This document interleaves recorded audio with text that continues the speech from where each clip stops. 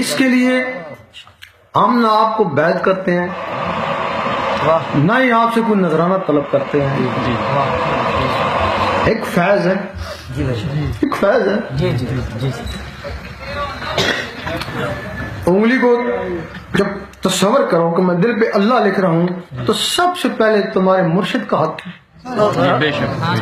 کہتے ہیں کہ مشکل وقت میں مرشد کو پکارو۔ اس وقت تم اللہ کے لیے اجازت لے رہے ہو، اس سے بڑا مشکل کام کون سا آئے گا؟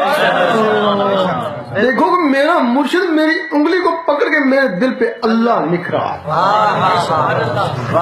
اگر تو تمہارا مرشد کامل ہے تو پہنچے گا نا، اس کو پہنچنا چاہیے نا۔ اگر مرشد نہیں ہے تو جس دربار سے تم کو رغبت ہے اس دربار والے کے نقشہ لے لو کہ وہ دربار والا میری انگلی پکڑے ہوئے میرے دل پہ اللہ لکھ رہا ہے۔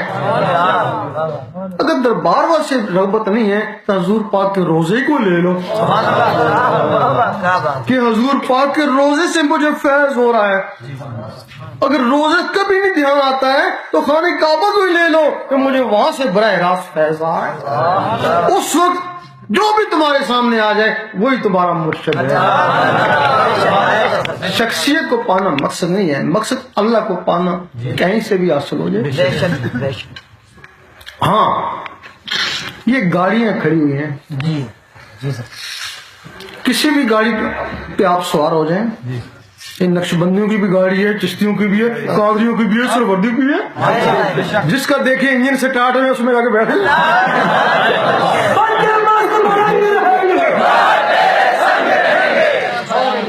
اگر ایک پہ بیٹھے اور نہیں چلتی ہے دوسری پہ بیٹھ جاؤ نا، جرم نہیں ہے۔ جس کا انجن سٹارٹ ہے اس پہ بیٹھ جاؤ نا، کوئی جرم نہیں ہے۔ لیکن اگر چلتی گاڑی ہے اس میں بیٹھ گئی وہ چل رہی ہے تو پھر اگر تم اترنا چاہتے ہو تو پھر زخمی ہوگا نا، پھر نہ تم ادھر کے نہ ادھر کے۔ اگر تمہارے اندر یہ قلب کا فیض جاری ہے تو پھر تم کو مبارکی ہے، پھر اجازت کی کوئی ضرورت نہیں ہے۔ اگر قلب کا فیض جاری نہیں ہے پھر کہیں سے بھی بیعت ہو پھر ہم جانے اور وہ جانے،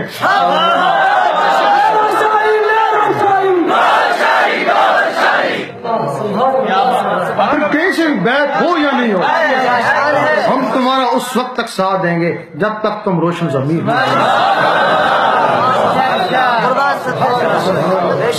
اس کے لیے اگر دل سے اللہ اللہ شروع ہو گئی تو دعا دے دینا، اگر اللہ اللہ شروع نہ ہوئی تو جو 2 4 5 6 دن پریکٹس کری اس کا ثواب تو مل جائے گا۔ اس وقت ہر آدمی اپنے آپ کو کہتا ہے کہ اللہ کا مجھ پہ بڑا کرم ہے۔ کسی سے پوچھو کیا حال ہے کہ بڑا کرم ہے، کیوں؟ کار بنگلہ ہے، کرم نہیں تو اور کیا؟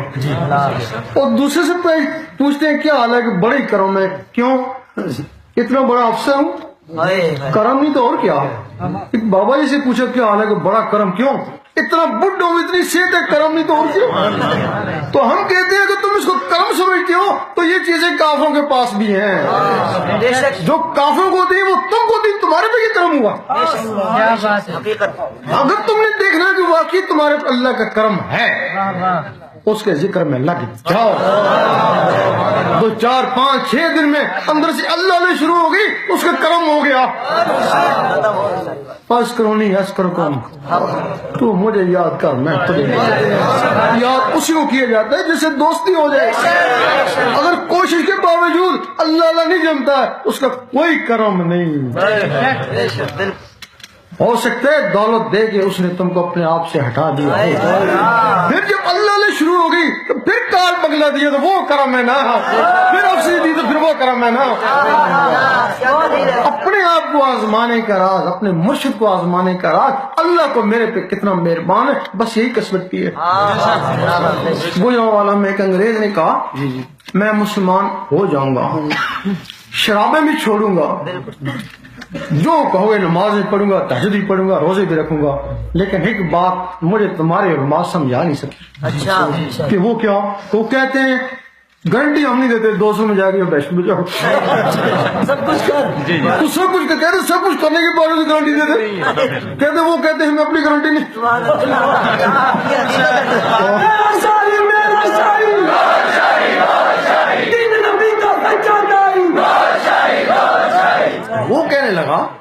تو پھر مطلب یہ مذہب کمزور ہے نا جس کی گارنٹی نہیں ہے. بھائی مذہب تمہارا کمزور ہے جس کی گارنٹی نہیں دیتے ہو. ہم سب کچھ چھوڑ گئے پھر بھی کہتے ہو گارنٹی کون ہے. لیکن اس کو پتہ نہیں کہا مذہب اسلام گارنٹی ہے. اس رستے میں 5-7 دن میں پتہ چل جاتا ہے کہ تم کیا ہو. اگر تمہارے اندر اللہ نے شروع کیا پھر گارنٹی ہے نا. اسی رستے کے بابا فرید نے فرمایا تھا کہ گارنٹی ہے نا. جس میں ذرا حدیثی میں کہ جس میں ذرا بھی نور ہے, معمولی سی بھی نور ہے, تو وہ دوزخ میں نہیں جائے گا. یہ اس کی گارنٹی ہے نا. تو اس کے لیے تو ذکر لینا چاہیں ذکر لیں, اپنی قسمت آزمائیں. اب جس کو بھی دل کی طلب ہے اس کے لیے ضروری ہے اقرار وہ بھی کرے میں بھی کروں. اس کے لیے ضروری ہے وہ مجھے دیکھے میں اس کو دیکھوں.